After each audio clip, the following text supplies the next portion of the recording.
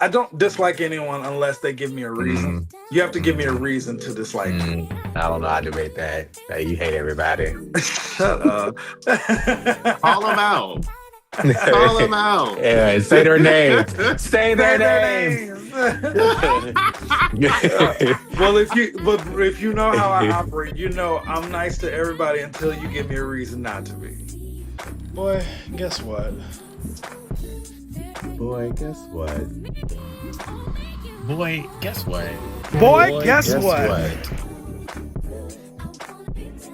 Hey, guess what? What? What? So the other day I was like walking down the street and kind of in my feelings because I was like thinking about a friendship that I once lost and was wondering how to deal with like friendship grief and how like that still kind of lingers as a thing. I don't think that we talk about that enough and how when you lose someone, a friend that you have invested so much time, emotion, spirituality, whatever have you. And when that friendship ends, how that feels. Now, some friendships, it's just kind of like whatever, like, oh, that girl, she was an associate. But when you build deeper connections and bonds with people, that can be very jarring. And I think what hit me the most was just like thinking about like I will never get an answer as to what happened to the friendship. I would never get an apology, or I would never be able to apologize if there was something I did wrong because I don't know what happened. And also just knowing like the things that we connected with, like with music and stuff like that. Like, Cardi just released an album. It's been on repeat for me. Also wondering like would they feel the same way, or like what are their thoughts about Doja? All of those things, right? Because Oh we've had a like yeah. when it comes to the summer, we've had music drop left and right, and it feels like the girls are getting back to the formula of putting out projects and doing the work. And so it's like, Yes. okay, like we're not just getting microwave music. Some people are still on that bandwagon, but just and what have you, just like if that friend is still feeling the same way and what their opinion is because that's how you relate it. So Mhm. how did y'all deal with like any type of friendship creep? Like, have you had that before? Like, I mean, I'm sure you have, but like, how did you deal with it? I'm still grieving. I'm Okay. still grieving some friendships. Um, Okay. and the thing that's worse is they're still around, and some of them we share mutuals with. So it really sucks having to see them, or like you scroll in and you see like they're hanging out, and it's like you can't you don't have that friendship anymore. Um, I don't know if there is an answer for it, but I know me personally, I just had to find my own way to cope with the fact that this person is not my friend anymore. And I think what really sucks about it is even when you do communicate, and even when you guys have come to this conclusion, like we're no longer friends, it and there's nothing that you can do about it. It really just sucks. It really just sucks that you shared time and space and music, and y'all went out drinking and y'all shared stories and secrets, and you no longer have that bond anymore. It's like, what do you do to get over it? What I did to get over it is I had to block them. I can't Okay. be reminded. I got to completely like erase you from everything, because if I continue to still look at it, if I continue to still see you, like it's just gonna hurt. It's gonna mess up my mental, and Out of sight, out of I just don't mind. want I just don't want that. So yeah, there's some friendships that I'm still grieving.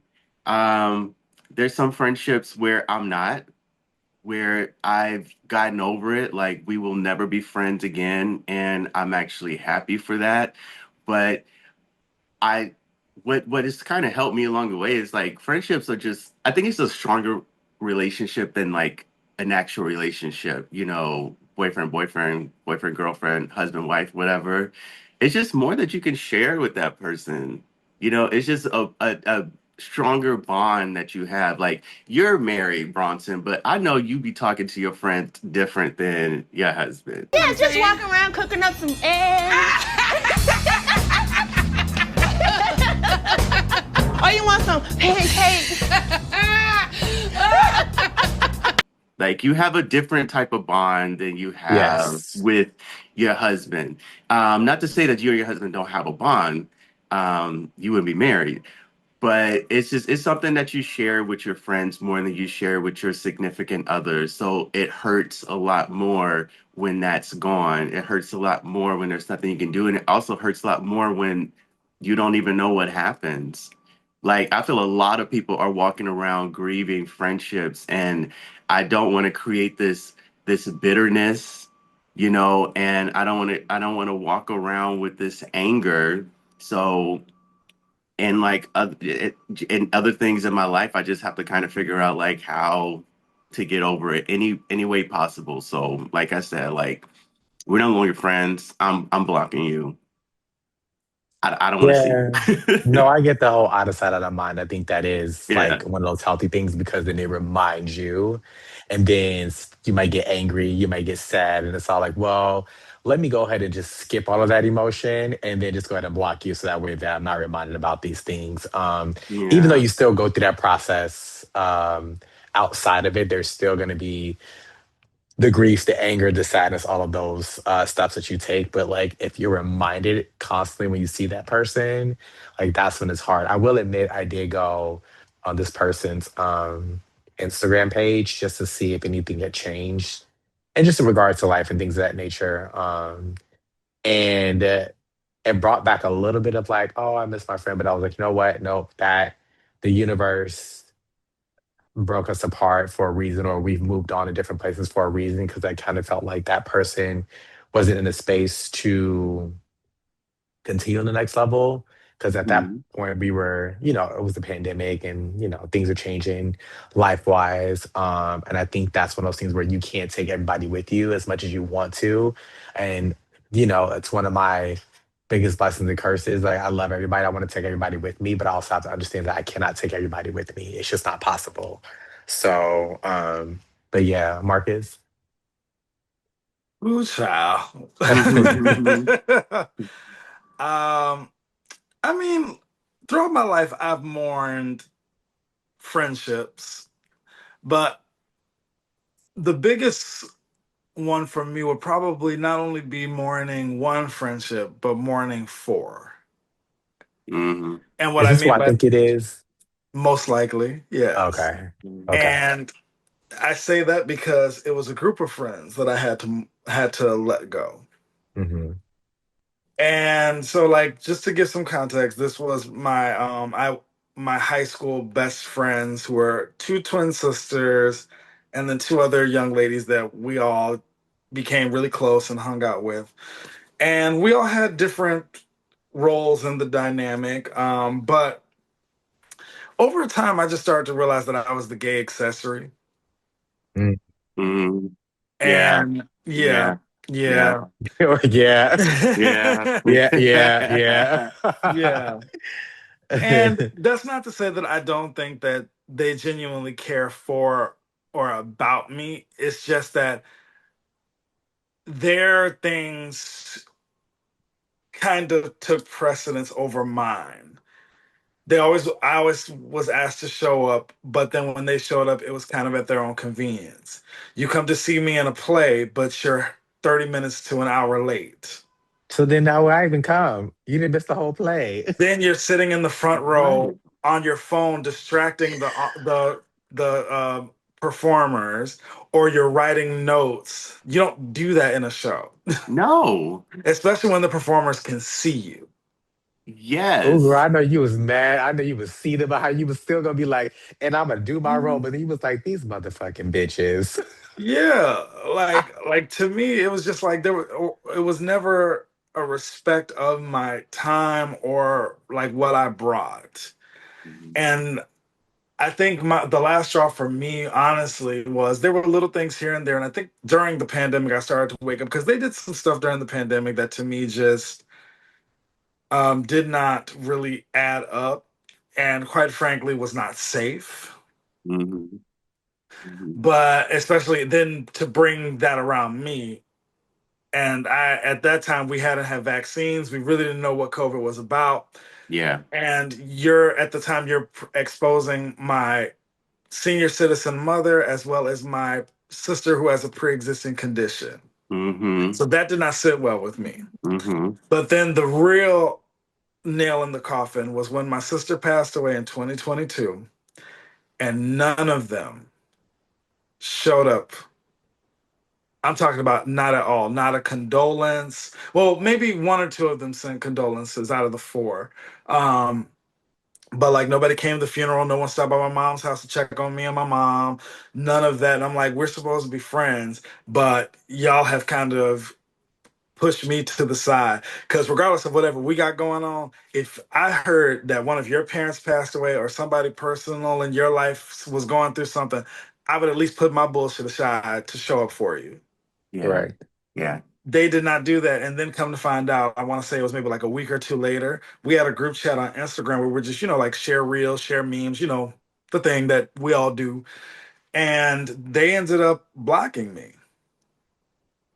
Yeah. I'm going through one of the worst time periods of my life. And in 2022, if you know, my father passed away, my sister passed away, and I was dealing with a breakup and job loss all at the same time. Oh And you're shit. supposed to be the closest people to me. So it also taught me to just pay more attention to who I let in my space and my circles and to call my friend, one. Two, understand that friends have different levels. There's Mm-hmm. friends of convenience. You have your friend that you can, literally talk to about the creation of the universe, the sun, moon, and the stars, and all that stuff. And then you have friends that you can go out with and have a good time with. Yeah. Yes. And then you have friends that are gonna need you, but you don't need them. I've had a lot of those. Mm, Yes. Yes. And I just kind of got into a place like and of course, like I'm a man of a certain age. And I'm very aware and I'm very particular about who I allow in my space at this point. Um, I'm friendly with everybody. I don't dislike anyone unless they give me a reason. mm, You have to give me a mm, reason to dislike you. I don't know how to debate that. That you hate everybody. Shut up. Call them out. Call them out. Yeah, say their names. Say their Say their names. names. Well, if you know how I operate, I'm nice to everybody until you give me a reason not to be. Say No, I'm not saying their their names. That's no. I'm not doing names. that. You're so Comment messy. section below. Say their name. So with some of these friends that we're talking about, right? Do Mhm. you think that you would be open to reconciliation? Because the one in particular I was talking about, we did have a reconciliation moment where I hit them up and I was like, yo, life is too short. Like, let's kind of like, just hash the beef, whatever. We went out to dinner, we talked. I still felt like fingers were pointed at me, but I was willing to just allow it to just be whatever and just say like, you know what, we're here now. Let's move on. Um, and when I opened that door again, I felt like I was back in the same space that we were before after a year. And I beat myself up for a little bit for it because I was like, damn, I can't believe that this happened again. And then there were some other people that we knew mutually that I had met through this person, and they were no longer friends with this person. And so it started to just kind of like it was like a light bulb just hit off in my head where I was called like maybe this person is the issue. Um, and then I got things back to me that like this person just always really thought that I had something against them. And I was like, I really don't. Like, unless you do something to me, there's only one person on this planet, one person that is on this planet, um, that I really would never want to see again. If they were on fire, I got the lighter fuel. Like, You. this is one person. I'm going to Only ignite the one. fire. There's only one person that I could say, but anyone else that I've ever had like any type of like, break up with or like grieve with or whatever, like I wish you the best. I never wish death or anything bad on anyone because that shit comes back to you. There's just only one person like that, and that person know who they are. Mm-hmm. But Mm-hmm. would you guys be open to reconciliation with any of these people that like you no longer speak with? In Um, time. Okay. Some of these take time. Yeah. I have one story. It's actually it ended kind of sad, but we were friends when we were younger. Like we Hmm. used to run the streets in our 20s, like we was on payroll, and we had a falling out. Like you thought these streets was paying us to be out there, and we our priorities weren't in order. We was just out there. We had a falling out over something very stupid, money, you know. Mm, And we went like almost 13 years without speaking to each other. And then he had hit me up a couple of years ago on Instagram as if like nothing happened. Like, because we used to call each other Vixen. We were like, Vixen. We would do that out in the streets. And he had hit me up with that. And I just started laughing. And I just was like, oh, I miss you. And I'm like, I'm yeah. sorry that it's been this long. And we got to talk and we were cool after that. And then like 6 months later, he died. And I don't know if that was just the universe saying, I want you guys to reconcile before he transitions. I'm guessing that's just what it was. But I look back and I'm just like, all that time was missed. You know, Yes. like some of these friendships that we're grieving, like, is it, is it that hard to talk? Some maybe.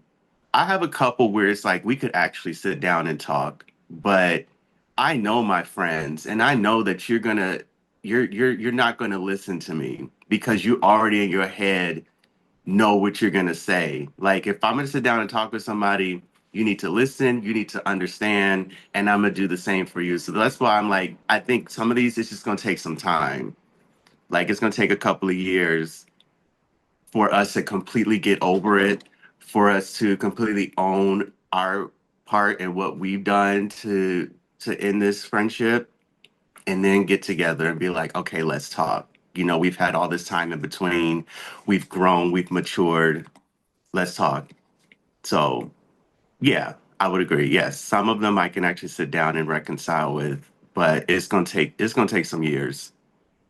I'm glad you actually got that moment of patching things up before that person passed away.